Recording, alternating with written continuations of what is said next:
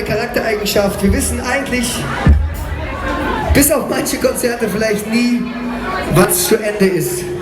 Und genau darüber haben wir ein ganz neues Lied geschrieben. Denn wir haben einen Schuldigen dafür gefunden, dass wir immer einen über den Durst trinken, länger bleiben mit den Freunden, als wir eigentlich wollen. Das Leben ist schuld, das Leben gibt heute einen aus.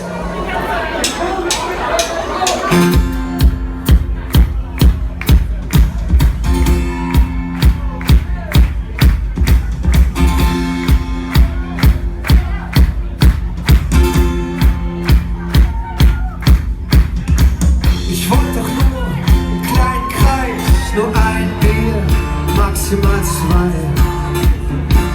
Ich wollte doch gar nicht vor die Tür. Es ist immer dasselbe mit mir. Doch das Beste passiert immer dann. Auf jeden Fall die letzte Mal. Ich muss morgen mega früh raus.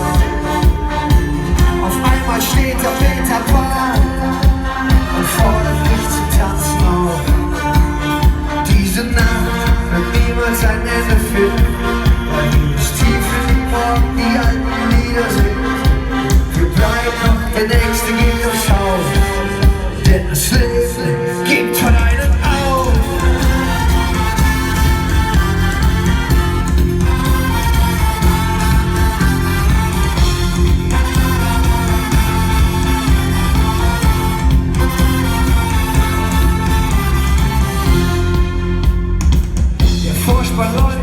Ich weiß, was kommt, das Ende vom Lied, ich höre es schon. Wir stoßen an mit der 10. letzten Runde und wollen gehen zu jeder vollen Stunde. Das Beste passiert immer dann. Eins auf uns, eins auf die Nacht, zwischen umgestellten Stühlen bleiben wir wach. Der Abend schmeckt uns viel zu gut und unsere Gläser spielen Ebbe und Flut. Diese Nacht wird niemals ein Ende finden, weil wir bis tief in den Morgen die alten Lieder singen. Wir bleiben noch, der Nächste geht aufs Haus, denn das Leben gibt von einem aus.